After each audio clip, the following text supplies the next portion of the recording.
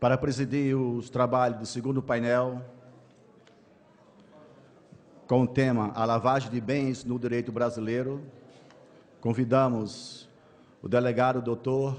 Daniel Silvestre, diretor regional da DPF de Pernambuco, lotado na Delegacia de Repreensão a Crimes Financeiros e Desvio de Recursos Públicos de Pernambuco. Para ser mediador da mesa, convidamos o professor Donato Henriques, mestre em Direito pela Universidade Católica de Pernambuco. Temos a honra de convidar para fazer a palestra do segundo painel deste evento, com o tema A Lavagem de Bens no Direito Brasileiro, Dr. Hélio Campos Orem, juiz federal, pós-doutor em Direito Constitucional.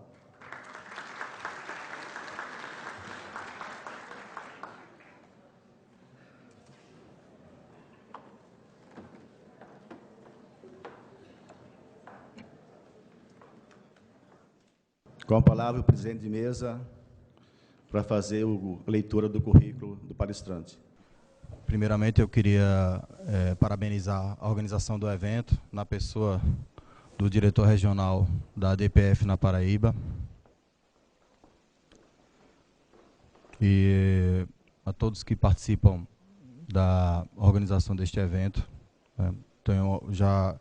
Apesar de não ter podido participar ontem da abertura, já dá para observar aqui nesse auditório a presença de uma grande quantidade de estudantes e operadores do direito que estão tendo a oportunidade de aprimorar os conhecimentos, né, em alguns temas relevantes e especialmente para a nossa atividade policial. Como representante da ADPF em Pernambuco, é uma honra fazer parte dessa mesa, e cujo palestrante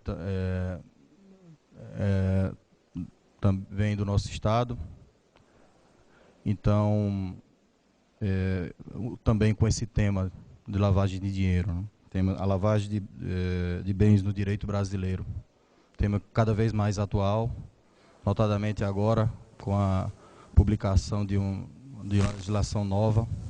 Então, se faz necessário para nós, operadores, e para os estudantes, esse tipo de atualização. Certamente vai ser de grande valia para nosso futuro. Então, para apresentar aqui o nosso palestrante, doutor Hélio Orem, pós-doutor pela Universidade Católica de Lisboa, mestre e doutor pela Universidade Federal de Pernambuco e pela Universidade Clássica de Lisboa, professor titular da Unicap, Universidade Católica de Pernambuco, juiz federal titular da 6ª Vara em Pernambuco, ex-procurador federal, ex-procurador do Estado de Pernambuco e também foi procurador do município de Recife. Então, com esse vasto currículo, nós só temos a esperar e com a certeza de toda a experiência do palestrante como professor e participante de outras palestras, e o conhecimento notório que nós de Pernambuco já sabemos. Com grande honra que eu passo a palavra para o doutor Hélio Orem para iniciar os trabalhos. Eu estou dizendo que meu nome é Hélio Orem Campos. Vocês mais ou menos tiveram há pouco uma ideia do que eu venho fazendo, do que eu venho estudando, e dentre os objetos dos meus estudos e também da minha prática, eu trouxe aqui um resumo que espero pelo menos um pouco colabore com esse seminário de Direito Penal e Processo Penal que está sendo realizado aqui em João Pessoa, e para o qual eu tive realmente a honra, a oportunidade de estar aqui com vocês, não é? Mais uma vez em João Pessoa, uma terra tão bonita, terra do sol, uma terra de pessoas tão bonitas e agradáveis, receptivas, e mostrar um pouco da pesquisa que eu venho desenvolvendo como juiz, em termos de trabalho, e no CNPq, em termos de pesquisador. Então, é essa, digamos assim, essa pretensão que eu tenho, tentar mostrar para vocês como o meu grupo de pesquisa, que trabalha também com este assunto, vem desenvolvendo os seus estudos. Então, essa é a minha primeira preocupação, tentar dizer para vocês que esse trabalho não é um trabalho individual, é um trabalho de um grupo de pesquisa. E claro, que se vocês quiserem participar à medida em que forem escutando sobre os assuntos e acharem que podem, que vale a pena, que há interesse de participar e podem nos ajudar, a gente agradece bastante essa ajuda, essa colaboração de vocês. Esse material está aqui em roteiro, mas ele também está em um livro que a gente vem tentando publicar o máximo que pode em termos de resultado dos nossos trabalhos. E a gente tem um livro que foi publicado em 2010, com o lançamento nacional do Superior Tribunal de Justiça, que é o Poder da Lei versus a Lei do Poder, que tem download gratuito. Então, quem tiver interesse de ver o que está escrito, não apenas em resumo, mas também o livro já produzido, basta entrar no site do Superior Tribunal de Justiça. Chegando no site do Superior Tribunal de Justiça, do lado esquerdo, aparece BDJU, que é uma revista eletrônica internacional. Não é uma revista que tem uma expressão internacional bem razoável. E ali coloca doutrina e o meu nome, Hélio Silva em Campos. E aí baixa o livro inteiro, tá bom? Que tem o download gratuito. O livro, mais adiante, eu acredito que a administração, a direção do evento vai sortear, que é esse livro que o Donato tem em mãos, tá bom? Então, se vocês baixarem, eu também agradeço, porque isso mostra que há interesse nas nossas pesquisas. Pois bem, então, primeira questão que diz respeito aqui à lavagem de bens, creio eu, seja o de identificar o que é o conceito da lavagem de bens e qual o diploma, ou quais os diplomas normativos que tratam deste assunto, pelo menos no direito brasileiro.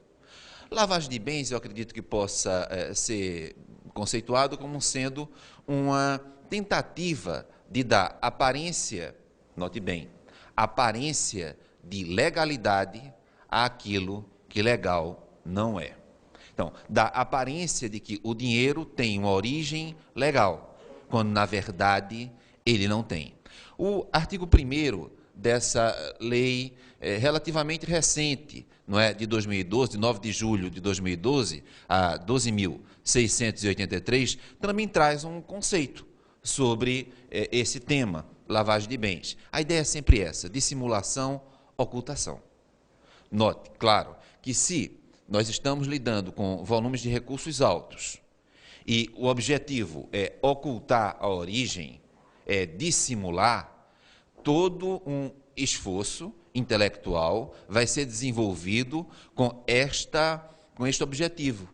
E, portanto, vai ser necessário que também haja um esforço no sentido de evitar que este engano, que esta fraude, enfim, que esta tentativa de lograr a origem dos recursos venha a ser desenvolvida. E me parece que essa lei, a 9613, que, na verdade, foi alterada por essa lei de 9 de julho de 2012, ela vem caminhando com essa pretensão, qual seja, a de tornar mais eficiente a persecução penal da lavagem de dinheiro. Será que a lei efetivamente conseguiu? Eu creio que, por mais que nós venhamos aqui a falar sobre o assunto, só a prática vai dizer. Prática e teoria precisam caminhar juntas, precisam estar integradas. Você não conhece um assunto só porque você conhece a teoria, nem conhece um assunto só porque conhece a prática. É necessário aliar teoria e prática. É uma lei recente que teve esse objetivo. Vamos ver, o tempo vai demonstrar se esse objetivo foi ou não foi atingido. Outra lei que eu acredito deva levar em consideração aqui nesse assunto é também uma lei recente, de julho de 2012, a 12.694. Percebam que é um assunto novo. Essas leis, nós estamos em setembro, essas leis mais recentes são de julho de 2012. E a 12.694 dispõe sobre o processo e julgamento colegiado em primeiro grau de jurisdição de crimes praticados por organizações criminosas. Sim, porque a lavagem de dinheiro dificilmente vai ser aquele crime antigo, individual, é um crime articulado, é um crime que efetivamente exige, como falou há pouco o palestrante anterior, uma iniciativa quase sempre internacional. Há uma organização nisso tudo. E essa organização, que se pode dizer, olha, essa organização tem mais um caráter meramente financeiro, não envolve crime de sangue. Cuidado. Cuidado, porque normalmente, se uma pessoa está procurando esconder a origem de dinheiro e de muito dinheiro, é possível sim uma interseção. Isso é um exemplo bem simples para vocês. Imagina que um determinado empresário, vamos chamar assim, ele tenha um volume de recursos, 10, 15, 20 milhões, que queira esconder. E, de repente, não vai colocar na sua conta, não vai colocar na conta do faturamento da empresa e, efetivamente, não mais na sua esposa e coloca na conta da empregada doméstica esses valores todos. Aí ela chega para um namorado e diz, olha, amor, eu estou com 10 milhões, 15 milhões, 20 milhões na minha conta. O que provavelmente ocorra? Paixão fatal. Quase que de imediato. Esse namorado vai dizer, meu amor, como você está ficando mais bonita. E vai tentar, provavelmente, fugir. Só que tem um detalhe. Se esse casal apaixonado, não é, toma a iniciativa de fugir com seus 20 milhões ali depositados, quem perdeu o dinheiro não vai ter essa mesma visão romântica a respeito da iniciativa que se tomou. Vai atrás. E isso pode provocar, sim, crime de sangue. Então, não me parece adequado imaginar que os crimes financeiros, entre eles também lavagem de bens, são crimes completamente imunes à hipótese de um homicídio ou coisa semelhante.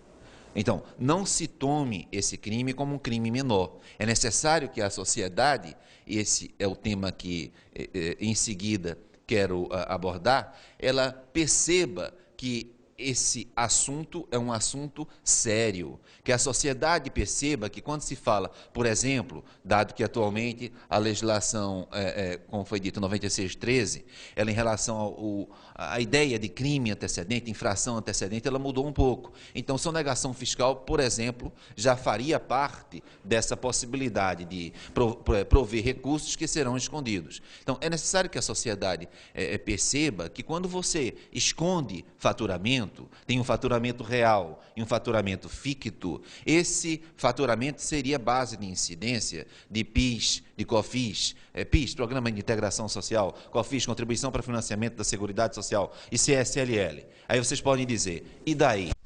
Aí é o seguinte, esse dinheiro dessas contribuições deveriam ser encaminhados para Previdência Social, entenda-se, aposentadorias e pensões.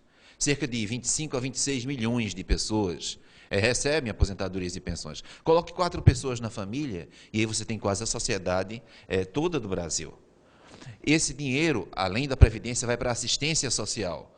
Aí vocês podem dizer, mas o que é assistência social? Assistencialismo, Hélio? Estou dizendo, olha, assistência social, entenda-se, aquela pessoa com mais de 65 anos que tem uma renda mensal per capita inferior a 1/4 do salário mínimo. Imagina uma pessoa com mais de 65 anos que tem uma renda mensal de R$200. Não dá nem para o remédio, porque à medida em que o tempo passa, há uma forte probabilidade, infelizmente, no sentido de ficar doente. E a população brasileira, ela vem envelhecendo. E é necessário, portanto, tomar em consideração que a assistência social, em parte, é isso. Mas deficientes, há pouco teve a Paralimpíadas, aos deficientes, físicos ou mentais, mas realmente deficientes, que tiverem uma renda mensal per capita inferior a 1/4 do salário mínimo, também fazem jus a um salário mínimo por mês, ao chamado benefício da LOAS e à saúde pública. Então, note que tirar dinheiro da saúde pública, tirar dinheiro da Previdência Social e da assistência social, é o que importa, sim, eu creio, à sociedade. Não é uma questão meramente teórica, é uma questão prática, que diz respeito à tua feira, que diz respeito ao teu dia a dia. E essa, digamos, é uma tentativa que nós estamos fazendo já de há muito, pelo menos desde 2005. Tentar mostrar pelo Brasil o máximo possível o quanto esses crimes financeiros eles são relevantes, merecem ser estudados. E talvez, como foi dito pela professora há pouco, as universidades ainda não tenham demonstrado este interesse. Nós continuamos com o curso de Direito Penal, de Direito Processual Penal tradicional. talvez seja o tempo de nós começarmos a mudar essa perspectiva. Eu acho que já passou. Eu acho que os mestrados, os doutorados, precisam começar a mergulhar no assunto, começar a perceber a relevância do assunto. Estudar direito penal nos anos 70, nos anos 80, era uma coisa. Estudar direito penal hoje precisa ser algo um pouco diferente. E eu acredito que nós ainda estamos, minha perspectiva, engatinhando nisso. Outro aspecto relevantíssimo, creio eu, é que não é apenas um tema jurídico. E é muito comum a pessoa que lida com direito imaginar que, para ela, o importante é direito. Ela quer conhecer direito civil, quer conhecer direito penal, constitucional, e o meu pós-doutorado foi em direito tributário. Foi dito que era inconstitucional, mas enfim, constitucional tributário. Tá bem? Então, normalmente a gente tem sempre essa vontade de estudar direito e cada vez mais direito, e muitas vezes aquele aluno mais estudioso é o mais isolado. É aquele que quase não tem uma vida social. Não é? É aquele que vive para os estudos dentro de um quarto. É preciso ponderar que estudar direito é importante. Mas havia um jurista da Idade Média, Bartolo da Sassoferrato, que dizia, e jurista que sou tanto, sono juristi, sono asini. É isso. Você, se apenas estuda direito, você fez muito pouco. É necessário mais. É necessário contextualizar o teu estudo de direito. E isso, note, aqui nesse crime é fundamental. Conhecer a lei não basta. Porque, por exemplo, aspectos contábeis. É muito comum um estudante de direito dizer, eu não gosto de matemática. Olha, se não gosta, precisa ter alguém que goste do lado. Precisa ter um perito que goste do lado. E precisa, de algum modo, dar relevância ao trabalho desse perito. E dar relevância ao trabalho do perito, inclusive, é ter em conta a questão dos honorários e a remuneração desse perito. Note, às vezes são valores altíssimos que estão ali envolvidos. E, portanto, o perito que também vai estar envolvido na análise do caso precisa ser alguém competente e alguém que se entregue ao trabalho, porque, do contrário, não vai dar. Vou dar alguns exemplos para vocês dentro dessa perspectiva, dos aspectos contábeis desse crime. Pois bem, dá alguns exemplos para vocês, dentro dessa linha dos aspectos contábeis. Ainda estava perfeito, dos aspectos contábeis. Pois bem, então, a primeira questão que eu queria desde logo destacar, o tema do FGTS da contribuição previdenciária. Presta atenção, o mesmo empregado, mas é necessário ter em conta essa nuance, para que se entenda e se aplique a lei. O mesmo empregado, ele recebe um salário da empresa. É o mesmo salário. Só que ele, em relação ao FGTS, porque chega na casa dele uma espécie de conta, um acompanhamento, ele verifica se a empresa está depositando. Mas, em relação à contribuição previdenciária, muitas vezes a pessoa que tem 20, 30 anos, acha que o tempo não vai passar, e aí não acompanha. Pois bem, a gente verifica, nos casos concretos, que não é incomum o mesmo empregado na mesma empresa ter uma base de cálculo para o FGTS, um salário para o FGTS e um outro salário para a contribuição previdenciária. Se você não percebe que isso é irregular, você não tem como aplicar o direito, porque o direito vai precisar desse conhecimento contábil. Um outro aspecto que eu também chamo para vocês, em uma certa audiência eu estava fazendo, aí cheguei para um empresário do setor de futebol e perguntei para ele o seguinte, olha, nós estamos fazendo aqui, porque quando o juiz começa uma audiência, ele tem que objetivar, o assunto é esse. Então, nós vamos fazer uma audiência sobre esse assunto, nota fiscal de venda calçada. Eu cheguei e disse, olha, nota fiscal calçada, é disso que o senhor está sendo acusado. Tem algo a dizer a respeito do assunto? Ele chegou para mim e fez, hã? Digo, nota fiscal calçada. Hã? Nota fiscal calçada. Então, o que é nota fiscal calçada? A primeira via com o valor correto. Mas as demais não.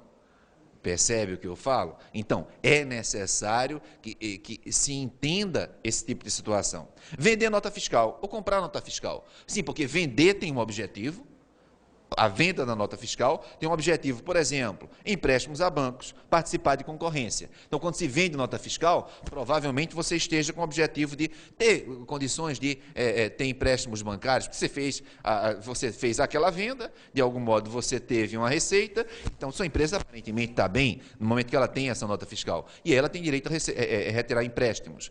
Notem que há um caso até polêmico, atual, nessa semana atual, mas provavelmente atual já há muito tempo, que trata de empréstimos bancários. Perceba, um banco, quando vai fornecer empréstimo para alguém, provavelmente ele exija, mesmo que entre aspas, algum tipo de comprovação de que esse alguém tem como pagar. Uma das maneiras que a prática vem demonstrando para que se comprove, entre aspas, que esses empréstimos seriam legítimos, digamos assim, seria a venda de nota fiscal. Fazer receita sem fazer receita. Fazer receita ficta. Então, a venda da nota fiscal tem essa pretensão. A compra da nota fiscal tem uma outra pretensão, mas também é um artifício contábil, reduzindo o pagamento do imposto de renda, por exemplo. Então, pode acontecer de alguém comprar nota fiscal. Compra nota fiscal com a pretensão de pagar menos imposto. Subfaturamento de vendas a varejo, a mesma coisa. Para que é que serve? Isso facilita o subfaturamento das vendas a varejo nas microempresas, por exemplo. Isso facilita o registro e o total das vendas do dia. Então, de repente, ela vendeu mais e diz que vendeu menos. E é muito difícil controlar varejo. O superfaturamento de vendas a varejo para ganhar concorrência. Então, perceba, você não tem como aplicar o direito se você não possuir certos conhecimentos de contabilidade. Você pode dizer, mas a minha matéria é apenas direito. Se a sua matéria for apenas direito, recorra ao perito e escute o perito, porque não vai ser fácil você aplicar o direito se não tiver isso. E aí um último exemplo que eu colocaria para vocês, embora existissem outros, aliás, vários outros. Imagina duas empresas de ônibus. Uma empresa de ônibus dá prejuízo. A outra empresa não dá prejuízo. Aquela que dá prejuízo não vai querer pagar as suas contribuições, os seus tributos. Só que tem um detalhe, ela pode estar dando prejuízo em função do seguinte motivo. Ela comprou 15, 20 ônibus. Ora, se ela comprou 15, 20 ônibus, isso ela colocou como se fosse despesa. E aí, no momento em que ela coloca como se fosse despesa, ela efetivamente não iria ter uma receita para efeito de pagamento tributário razoável. E, por isso, haveria uma redução desse pagamento. E aquela outra empresa que estava concorrendo com ela, não fez isso. Comprou lá uns 3, 4 ônibus. E aí vai perder na concorrência, percebe e ainda vai pagar mais tributo. Então, é necessário, eu insisto, tomar em consideração os aspectos contábeis para verificar a origem ilícita dos bens. Aspectos informáticos. Se você não tiver condição de possuir um plexo de informática razoável e competente, como foi dito há pouco pelo palestrante anterior, você não consegue apurar o dinheiro que está sendo lavado ou branqueado, como se fala em Portugal. É impossível. Então, note que é um tema multidisciplinar, é um tema multi-institucional. Não é fácil, portanto, você combater a lavagem de dinheiro, porque você precisará de vários profissionais e profissionais integrados. Não vai bastar o delegado, não vai bastar o procurador, promotor, não vai bastar o juiz. É necessário uma atuação integrada. E nós não estamos tão habituados a isto. Longe de estarmos. Via de regra, há sempre algum atropelo entre o relacionamento do auditor da Receita Federal e do procurador da Fazenda Nacional. Entre o delegado e o procurador da República, ou juiz. Então, é necessário tentar vencer esse problema de integração interna, também, note bem, porque pode haver problemas entre os procuradores, ou entre os juízes, ou entre os delegados, e integração externa. Se não for possível vencermos essas dificuldades, quem trabalha deve estar entendendo o que eu falo, grandes, de integração interna, todos com um objetivo só, e de integração externa, há uma grande possibilidade de perder-se essa luta, essa batalha. Quem sabe a guerra. Mas também é muito comum se afirmar que as dificuldades de aplicação normativa, elas se devem a brechas da lei. Então, na verdade, como vocês estão vendo, nós tínhamos uma lei em 98 sobre lavagem de bens, aí veio uma outra lei em 2012, e é sempre uma sequência de leis. E nós costumamos apontar na lei os defeitos existentes. Creio que não é assim. Creio que não deva ser assim. Então, o problema, via de regra, não está nas brechas da lei. Ah, foi um defeito aqui ou acolá que a lei teve. Pode ter, tudo tem defeito. Mas, muitas vezes, o problema está nas brechas do sistema prático de aplicação das normas. E eu vou ser também sintético em relação a isso, ou tentar ser sintético em relação a isso. Por exemplo, você pode especializar uma vara em lavagem de bens e em crime financeiro, especializar uma delegacia, especializar um departamento de um ministério, mas